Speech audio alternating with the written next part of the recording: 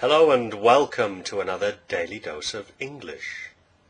I went to a bullfight the other day, the first time since I arrived in Seville 8 years ago.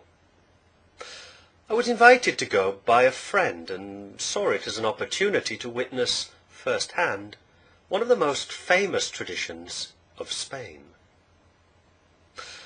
I took many photographs during the bullfight and decided that I would share them with you in this Daily Dose of English. I should warn you that you may find some of the images disturbing. If you're likely to be upset by the sight of blood or the killing of a bull, please stop watching now. Still here? Okay, you've been warned, so no complaints later, please. In 1932, Ernest Hemingway wrote the non-fiction book Death in the Afternoon. In it, he examines the ceremony, traditions and history of bullfighting.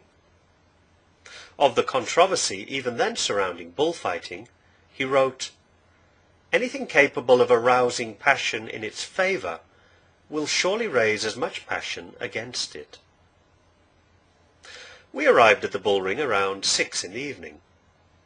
A great crowd had gathered outside and was slowly making its way inside through numerous doorways. The bullring of Seville, known as the Maestranza, is the oldest in Spain and was begun in 1749. It seats over 12,000 spectators. Our seats, the cheap seats, were way at the top of the bullring, under the arches that cover the top row of seats. The seats are hard stone seats, and I was glad I'd followed advice and had brought a cushion to sit on. By the time the bullfight began at 6:30, the seats in the stadium were packed to capacity. From what I saw, all bullfights appear to follow the same procedure. First, there's an opening ceremony, led by 2 heralds on horseback. These men hold the key to the bull gate.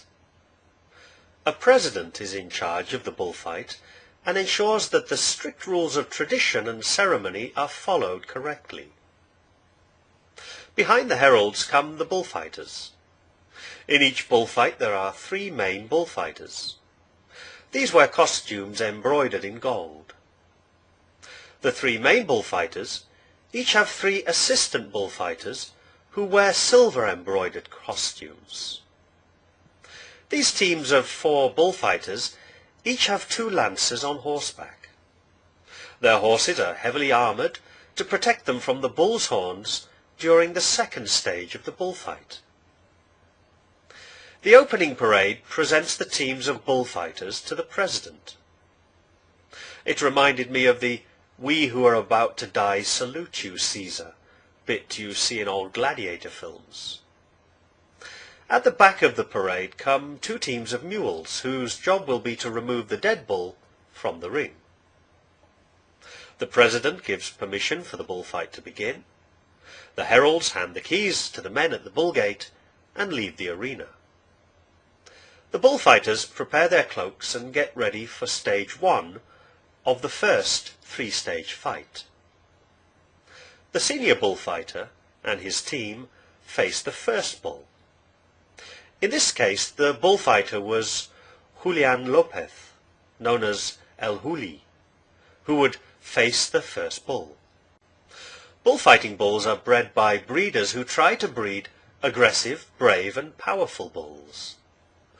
The bull that El Juli was facing was called Infamous and was a black bull weighing 539 kilograms. 539 kilograms of angry bull is more dangerous than a football. It's hardly surprising then that bullfighters get paid a lot more than professional footballers. A trumpet sounds and stage 1 begins with the release of the bull into the arena. The bull chases everything that moves, and everything being chased moves very quickly indeed. In stage 1 of the bullfight, the bullfighter is observing the bull to see how it reacts and how aggressive it is. Not getting to know the bull now could prove to be a fatal oversight. The lancers on horseback are then brought back into the ring. Their job is to stab the bull in the shoulder with a lance. Apparently, this causes the bull to drop its horns when charging, making it a little less dangerous for the bullfighter during the third stage of the fight. The horses are well protected and are blindfolded, so they don't get scared. The powerful bull charges the horse and lifts it from the ground. The lancer thrusts his lance into the bull's shoulders. The assistant bullfighters in their silver costumes distract the bull from the lancer, and the lancer leaves the arena.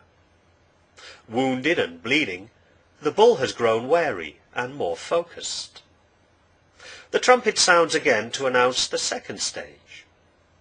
In the second stage, the 3 assistant bullfighters must try to plant small flags in the shoulders of the bull. These small flags are actually like smaller versions of the lancer's lance, and act in the same way to further weaken the bull.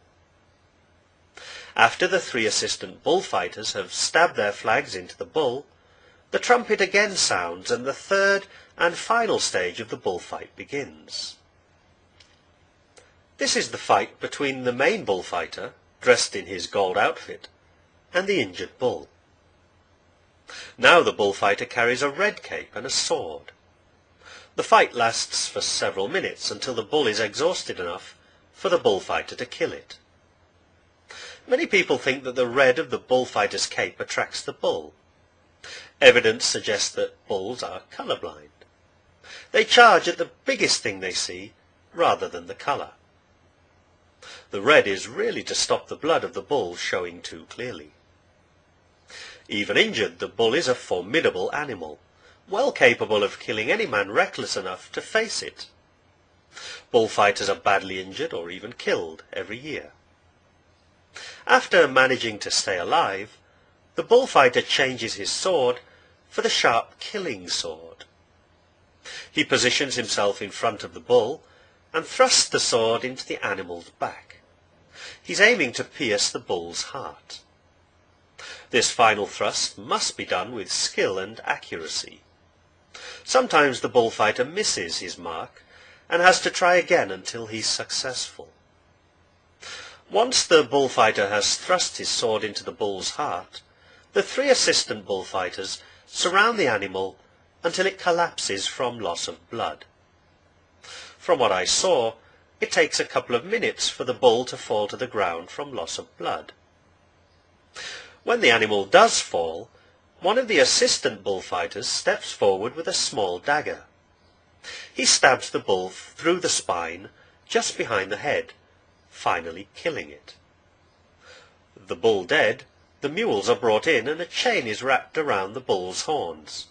The animal is dragged unceremoniously around the bullring and out through the gate. The entire procedure is repeated for the 5 remaining bulls. Once all 6 bulls have died, the crowd goes home.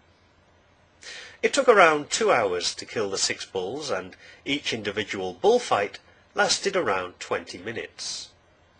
The meat of the bulls killed in the bullring is sold by butchers or served in bars around the city. Though I'm glad I was able to see this tradition firsthand, I won't be going back to see another one. I hope you enjoyed this Daily Dose of English, and I'll see you again soon for another one. Goodbye for now.